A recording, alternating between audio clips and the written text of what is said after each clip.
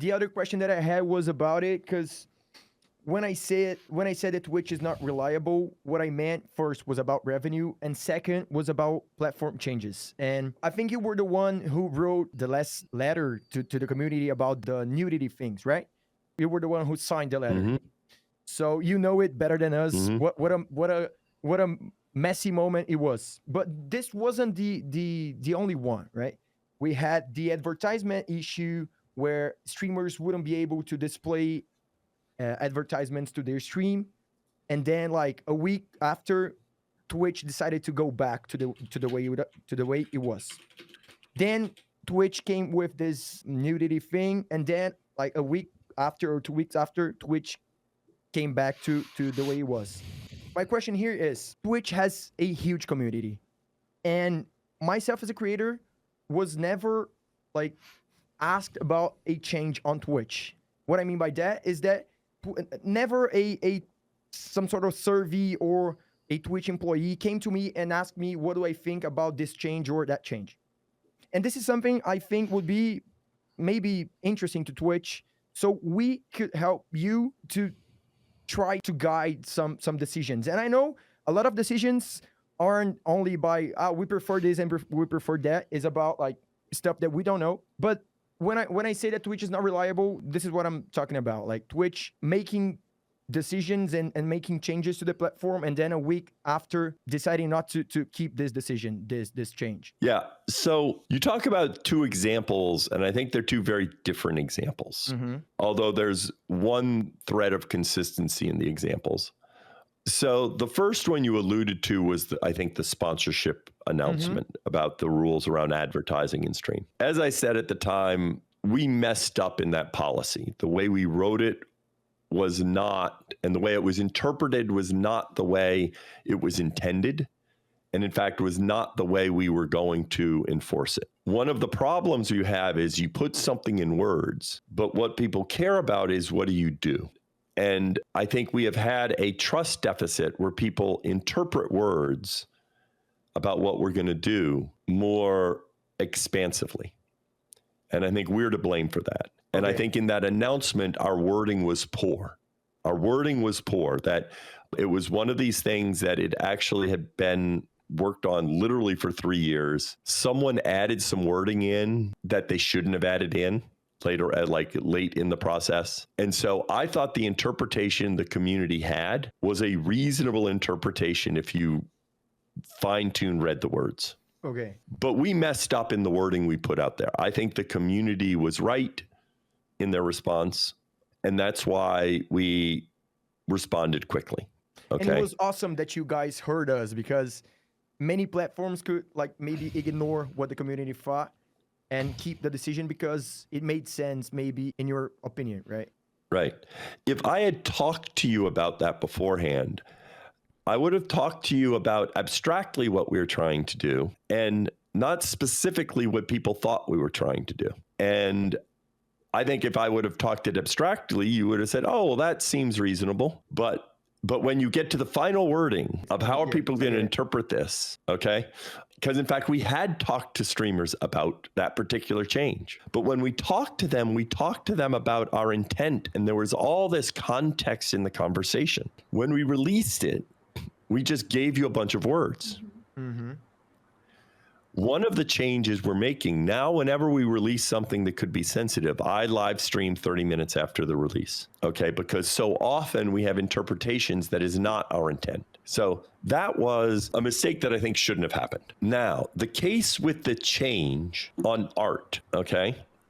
For those people who don't know, the change was we included in an update the ability for people to use the human body as part of their artistic expression. Interestingly, we had been getting one of the top rated feedback things in user voice was from artists asking for us to be more permissive about their ability to use the human body in their artistic expression. Now, these were artists that were not trying to create, sexual content. In that case, we made this change. And I actually think in hindsight, the team could have predicted it. But what happened was there was one part of the community we talked to, And then there was another part of the community that when we made the change said, oh, now I know what I'm going to do. I'm going to create naked anime girls. Okay. And we'd all like to say, oh, I could have told you that was going to happen. And some people certainly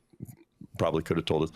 But understanding how our community reacts is actually tricky. You have to do it to see how we'll react, right? Yes, at that time it happened right away. So we were able to change it right away. I'll use an example. The whole hot tub meta on Twitch, that didn't happen in response to a policy change. Our policy had been the same. And then about 3 years ago, some creators realized, the way we had written our policy, and they started streaming in hot tubs and bikinis and creating content. That's an example where the policy had been in place for years. And then at some point, the community figured out this thing they can do. Yeah. And another example of that, what happened recently, was some women started doing censor bans where they would place black boxes to make you think that they were naked.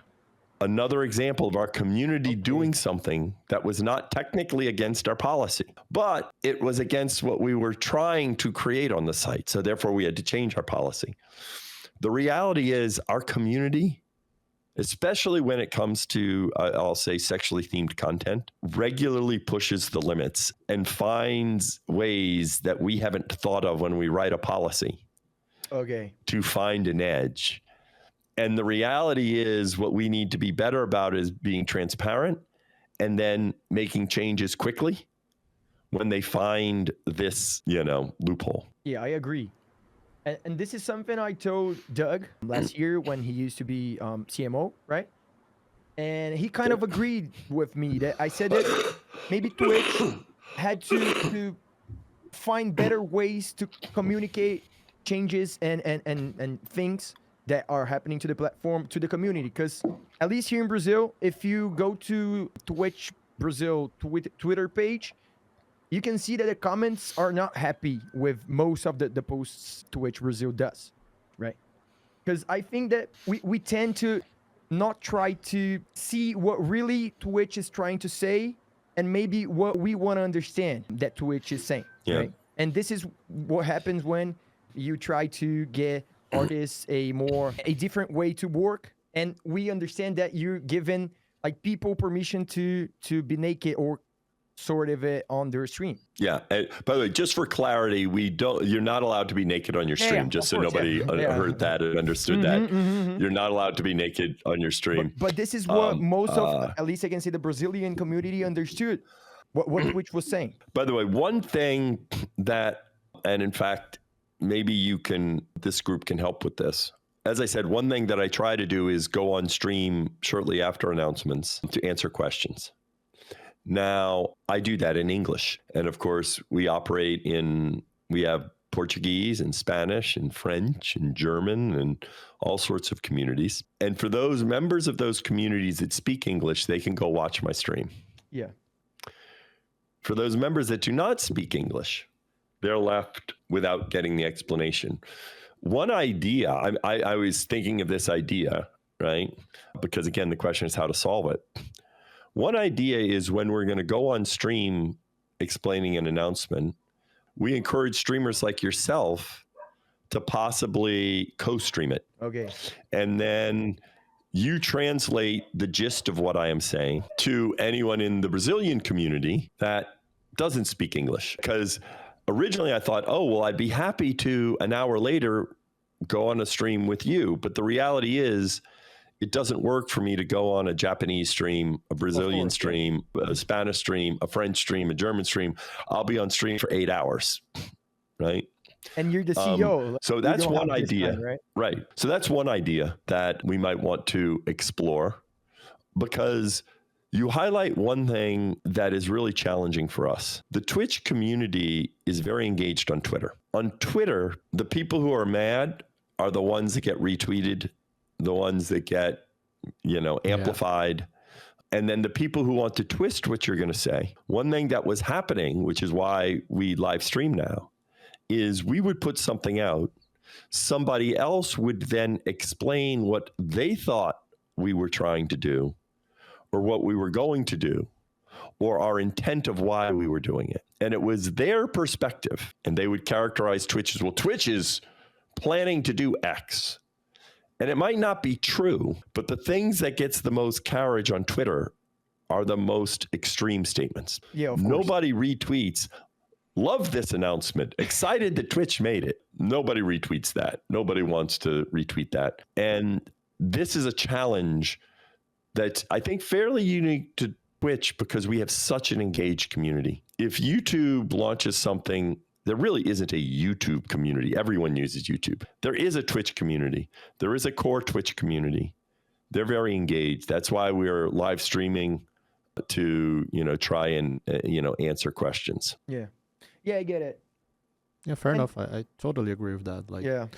Twitter for Twitch, it's different. Like, I've been creating for other platforms as well, and no other platform has such an impact when they announce changes and things on Twitter than Twitch. Like, Twitch is definitely has a huge presence there. Like, people that use Twitch are also on Twitter in massive numbers, I think. Yes. Mm-hmm.